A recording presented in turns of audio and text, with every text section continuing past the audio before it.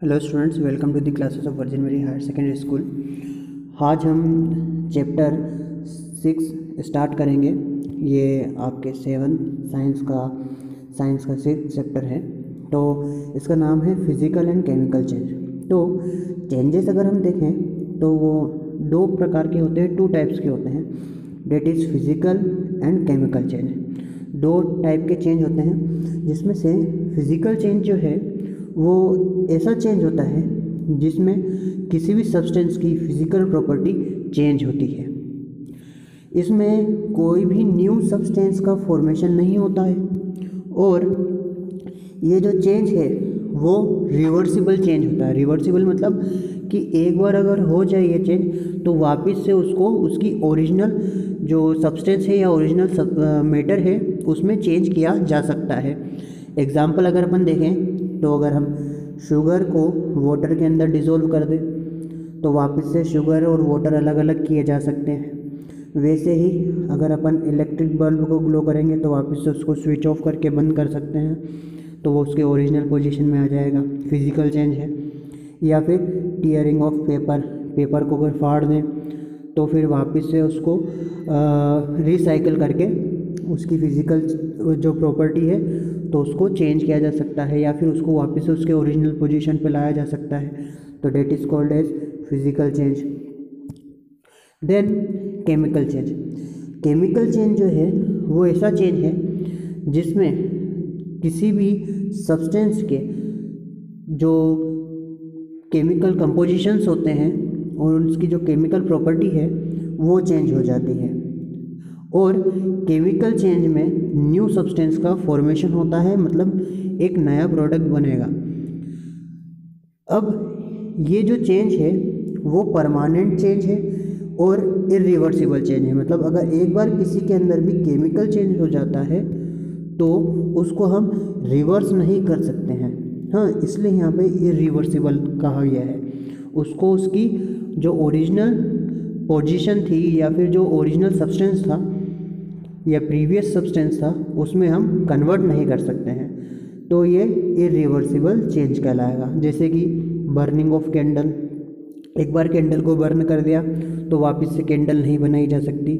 उसी जो सब्सटेंस है, उससे जो न्यू सब्सटेंस बना है उससे हम वापस से कैंडल नहीं बना सकते। फिर अगर एक बार मिल्क कर्ड में कन्वर्ट हो जाए, उसका कट का फॉर्मेशन हो जाए मिल्क के थ्रू, तो उसको वापस से अपन मिल्क में कन्वर्ट नहीं कर सकते हैं, तो ये एक केमिकल चेंज है। देन उसके बाद है फ्रूट का रिप्लाइंग होना, मतलब कि अगर फ्रूट एक बार सड़ जाए तो वापस से उसको जो अच्छा फ्रूट है उसमें कन्वर्ट नहीं कर सकते हम। तो इसके बाद है कुछ केमिकल रिएक्शन जो हमारी एवरीडे लाइफ में होती है, जैसे कि रस्टिंग ऑफ आयरन। तो रस्टिंग ऑफ आयरन जो है उसमें क्या होता है, जो आयरन की जो अपर सरफेस होती है, आयरन होता है वो रेडिश ब्राउन कलर का हो जाता है। ठीक है, ये ऐसा इसलिए होता है क्योंकि जो आयरन रहता है वो जब एटमॉस्फेयर के कांटेक्ट में आता है तो एटमॉस्फेयर के अंदर वाटर के मॉलिक्यूल्स हैं या फिर डस्ट पार्टिकल्स हैं। डस्ट पार्टिकल्स के अलावा कुछ और केमिकल्स होते हैं। तो इसके कारण क्या होता है, इन सभी के कारण आयरन की जो अपर लेयर रहती है वो डिस्ट्रॉय होने लगती है, और इसी को हम क्या बोलते हैं, रस्टिंग ऑफ आयरन बोलते हैं। जो कि ये जो रस्ट रहता है वो रेडिश ब्राउन कलर का होता है। फिर कुकिंग ऑफ फूड। तो जो फूड रहता है वो धीरे धीरे क्या होता है, टूटने लगता है, ब्रेक डाउन होने लगता है उसका। किस में होता है उसका break down, carbohydrate, fat, protein, ये सिंपलर मॉलिक्यूल्स हैं। कॉम्प्लेक्स मॉलिक्यूल्स से तो सिंपलर मॉलिक्यूल्स की तरफ क्या होने लगता है, फूड मटेरियल क्या ब्रेक डाउन होने लगता है, टूटने लगता है, और वो कार्बोहाइड्रेट, प्रोटीन, फैट इनमें क्या हो जाते हैं, टूट जाते हैं। तो ये क्या है, ये केमिकल प्रोसेस है।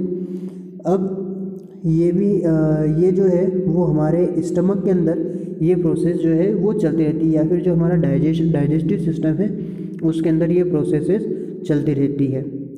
अब ये जो डिकम्पोजिशन रिएक्शन है इसको, मतलब ये जो कुकिंग ऑफ फूड है इसको अपन क्या बोल सकते हैं, डिकम्पोजिशन रिएक्शन भी बोल सकते हैं, जिसमें फूड मटेरियल जो है वो टूटता है, स्मॉल सब्सटेंस में टूटता है या फिर कॉम्प्लेक्स से सिंपलर मॉलिक्यूल्स में टूट जाता है। फिर उसके बाद है कुकिंग ऑफ फूड जो रहता है वो इजीली डाइजेस्ट होता है। क्यों डाइजेस्ट होता है? क्योंकि अगर हम कुक्ड फूड का यूज़ करते हैं तो उसमें जो उसके कॉम्प्लेक्स मॉलिक्यूल्स रहते हैं वो थोड़े से टूट जाते हैं, ठीक है, और थोड़े से वो सिंप्लीफाई हो जाते हैं, जिसको पचाना या जिसको डाइजेस्ट करना आसान हो जाता है।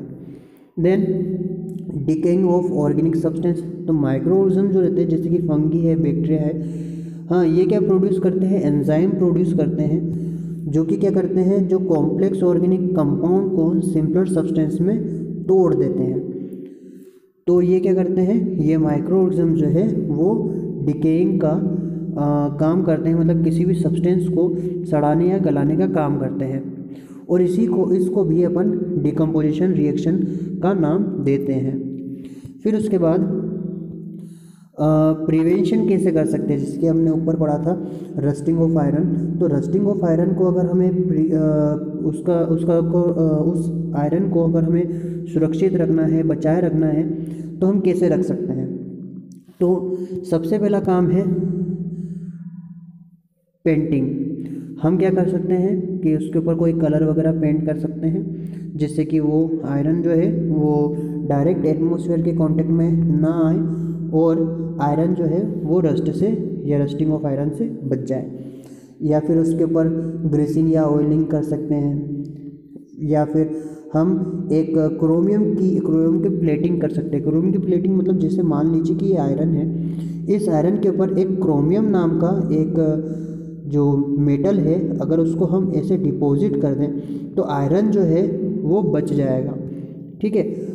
इसके अलावा हम गैल्वेनाइजेशन का भी यूज़ कर सकते हैं। गैल्वेनाइजेशन एक ऐसी प्रोसेस है जैसे कि यहाँ पे हमने क्रोमियम जो है, जैसे यहाँ पे आयरन के ऊपर क्रोमियम डिपॉजिट करा था, वैसे ही हम गैल्वेनाइजेशन में जिंक को डिपॉजिट करते हैं। गैल्वेनाइजेशन में क्या करते हैं, हम आयरन का कोई पीस लिखा तो उसके अपन ऊपर क्या डिपॉजिट कर सकते हैं, जिंक करके एक मेटल है वो हम डिपॉजिट कर सकते हैं। या फिर हम अलॉय का फॉर्मेशन कर सकते हैं, अगर हमें रस्टिंग ऑफ आयरन रोकनी है तो हम क्या कर सकते हैं, अलॉय का फॉर्मेशन कर सकते हैं। अलॉय क्या होता है, अगर दो या दो से ज़्यादा मेटल हमने एक दूसरे के साथ अगर मिक्स कर देते हैं तो ऐसी कंडीशन में हमें एक पर्टिकुलर टाइप का अलॉय मिलेगा। जैसे कि हम देखते हैं स्टील, तो स्टील जो है एक अलॉय है, ठीक है। फिर उसके बाद कुछ सब्सटेंस जो रहते हैं वो प्योर स्टेट में हम पा सकते हैं उसके सॉल्यूशन में, किस प्रोसेस के थ्रू, क्रिस्टलाइजेशन प्रोसेस के थ्रू। तो स्टूडेंट्स, आज की हमारी इस क्लास में सिर्फ इतना ही, मिलते हैं नेक्स्ट क्लास में। Thank you.